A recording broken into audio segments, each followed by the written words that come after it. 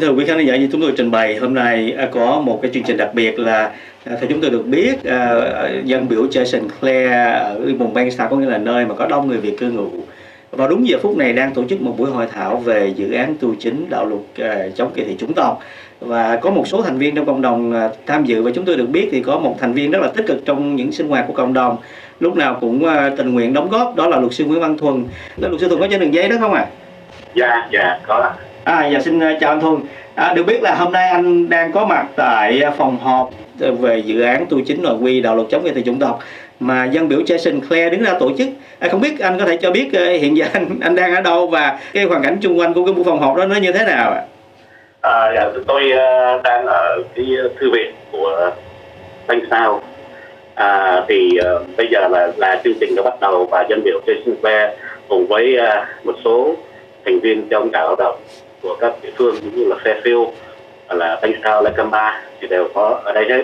Tôi nhận thấy là rất là một số lớn người Hoa, đại diện cộng đồng người Hoa, và chúng tôi có nhận thấy là có ông chủ tịch cộng đồng liên bang là ông Võ Tý Dũng, và ông chủ tịch cộng đồng New South Wales là ông Hà Có Thắng, luật sư Trần Công Quyết Định, và một số người trong ban chấp hành cộng đồng như là David đã có tham dự trong buổi này. Đồng thời cũng có một số các thành viên nòng cốt của cộng đồng nữa là âm thầm, thì giống như là anh Tô Huy cũng là bên của đảng Tự Do, bên một anh Thịnh Tuyết bên khối tôi không nhớ rõ, nhưng mà hình như là chị Tuyết cũng tham dự về cộng đồng rất là nhiều. Rồi anh luật sư Tân Trọng Ái, anh kế toán Nguyễn Giang. Có khoảng bao nhiêu người có mặt ở trong phòng họp với anh Thuần? Dạ, tôi nghĩ là nó khoảng chừng 50 tới 60 người, thì gồm cả sắc thái, đa số là những người của concern về cái vấn đề đạo luật chống kỳ thị chủng tộc. Thì được biết rằng là chúng ta đảng lao động dưới cái sự mà vận động của dân biểu Jason Clare thì đã cố gắng để mà làm cái submission. Thì cái ngày kết off, ngày mà cái ngày cuối cùng để mà làm cái submission thường tốt thì là ngày 30 tháng 4. Thì có lẽ là chúng ta nó là được những cái tin này hơi dễ, và chúng ta phải làm những cái gì đó để mà chúng tôi chống lại cái sự thông qua của cái đạo luật này. Thì cái đạo luật này thì nó là coi như là nó thay đổi cái đạo luật số 18C của cái đạo luật chống kỳ thị chủng tộc. Thì nếu mà cái đạo luật này được thông qua thì chúng ta rất là khó sự kiện, nếu mà có người nào họ lăng mạ về những cái chủng tộc hay là này kia thì rất là khó khăn chúng ta có thể tự chiến thắng. Thành ra mọi người đều cho rằng là đây là một cái cơ hội cho những người muốn sỉ nhục. Tôi cảm thấy đây là điều rất quan trọng, bởi vì nước Úc có truyền thống là đa văn hóa, thì cái truyền thống đa văn hóa này đã được luật pháp bảo vệ từ rất là lâu, và người Úc rất là hãnh diện về cái truyền thống này. Và bây giờ là bên đảng Tự Do cũng muốn thay đổi cái này, thì đa số mọi người rất là phẫn nộ, bởi vì nó chà đạp đến cái hình ảnh của người Úc rất là thân thiện và hài hòa.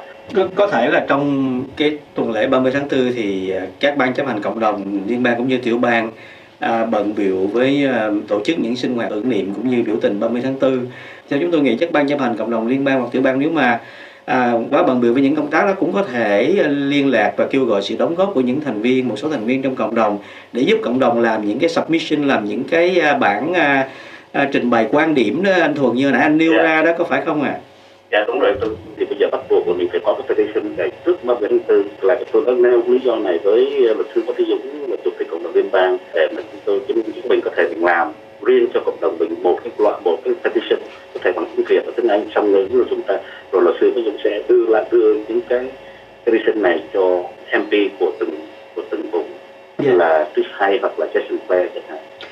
Và nếu như mà trong cái chiều hướng đó thì mỗi khi cộng đồng có gặp những vấn đề mà cần sự giúp đỡ của những người chuyên môn, chẳng hạn như mình đang nói vào một khía cạnh luật pháp, thì như hồi nãy anh Thuần có vừa trình bày đó, thì tham dự vào phiên họp thì cũng có những luật sư trong cộng đồng cá nhân anh, luật sư Tân Trọng Ái, luật sư Trần Công Quyết Định, thì có lẽ chúng ta cũng có thể lập ra một cái ủy ban nào đó nhỏ gồm có một vài người đó để giúp cộng đồng làm những cái công tác như vậy.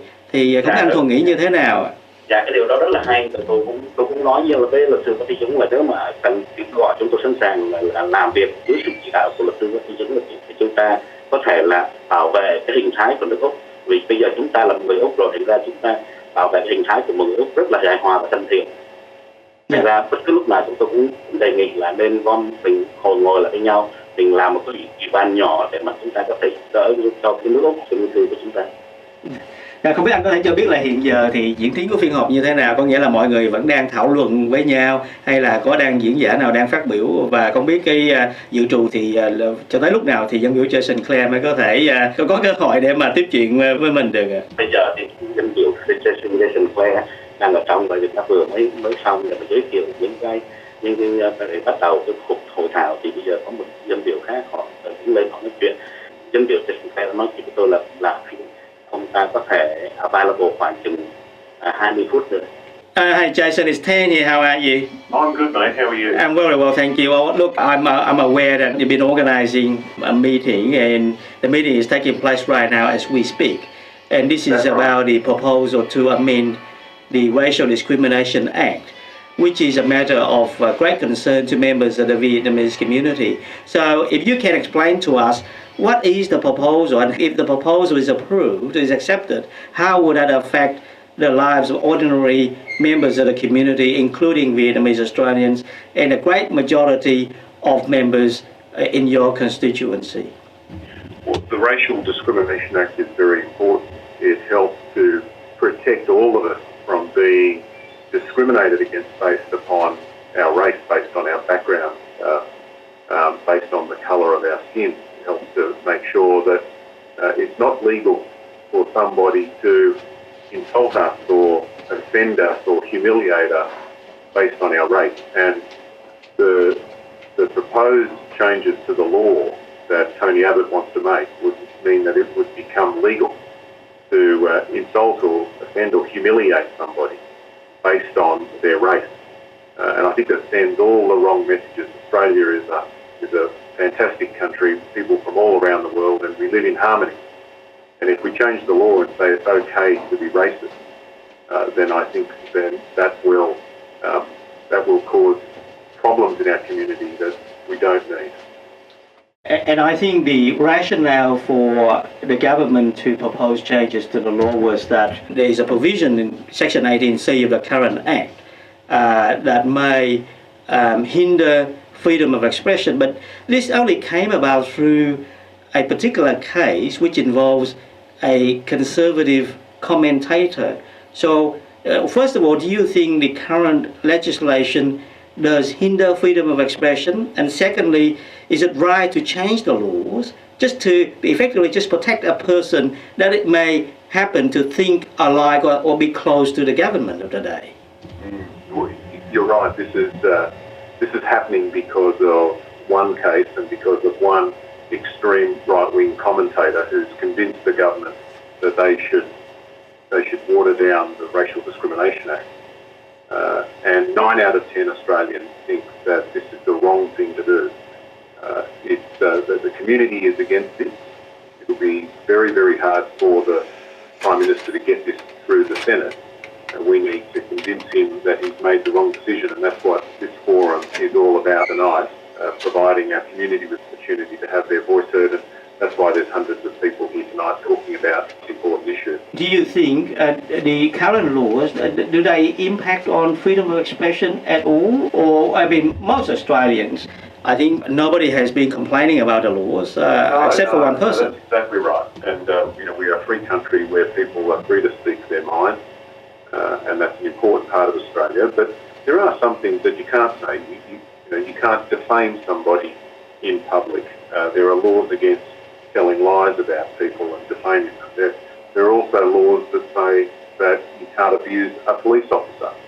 So there are limitations to freedom of speech in the interests of the broader community. And this is another one of them, that we say it's against the law to offend somebody or insult or humiliate or vilify somebody based on their background, based on their race. And what the government wants to do is remove that. And I think that would send all the wrong messages and create problems in our community that shouldn't exist. And going back to years ago when we had this issue with Pauline Hanson and One Nation, and we thought all that period is now behind us. All of a sudden, this is coming back, and it's as you said, it's upsetting and it has caused a fair bit of anger among a lot of members of the communities. Why doesn't the government do something like this? I mean, Australia has been harmonious, a multicultural society. I mean, why would all of a sudden cause all this controversy and distress to a lot of people? Well, I think it shows that Tony Abbott is out of touch with the community. He's influenced by extreme right-wing commentators, and he's not listening to the vast majority of Australians. Most Australians think this is a silly idea. Even some people in his own party are telling him, don't do this. The community is very angry. They don't want this to happen. Children aren't born racist. It's something that you're learned, something that you're taught. And if this law changes, then it's sending a message to people that it's okay to be racist. It's not okay to be racist. That's not what Australia is all about. And we've got to get the message to Tony Abbott that you are wrong. You are wrong when you are suggesting that the Racial Discrimination Act needs changes. It's right the way it is, and just leave it alone. All right, last question, Jason. Yes or no question, will this law be passed, or will this proposal be passed, or can you guarantee that this proposal will never become laws? Well, my view is, the answer to that is no, this will not become law, because it won't get through the Senate. Labor will vote no, the Greens will vote no. We hope that Clive Palmer votes no as well.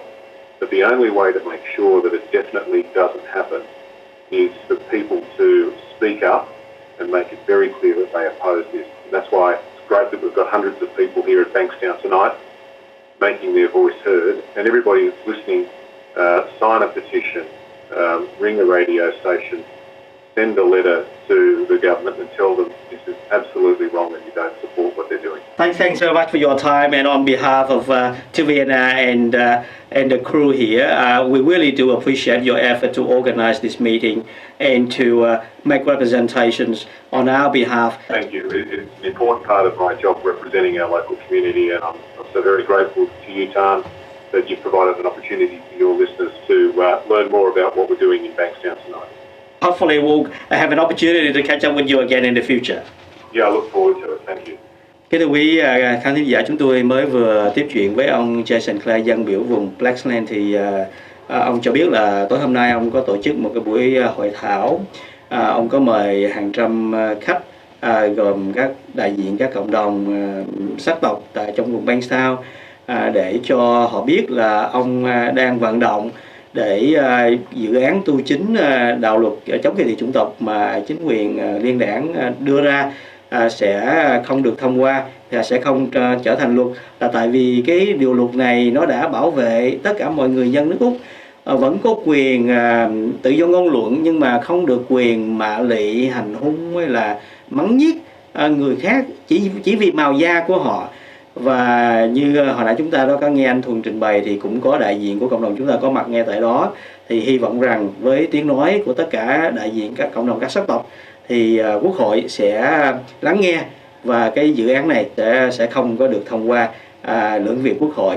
Chúng ta cũng hy vọng là cái chuyện đó nó sẽ không có đi đến một cái kết quả như vậy, và hy vọng rằng trong tương lai thì chúng tôi sẽ có dịp mời ông Jason Clare để hỏi thăm ông nhiều hơn nữa về những công tác mà ông làm trong cái vùng Blaxland này.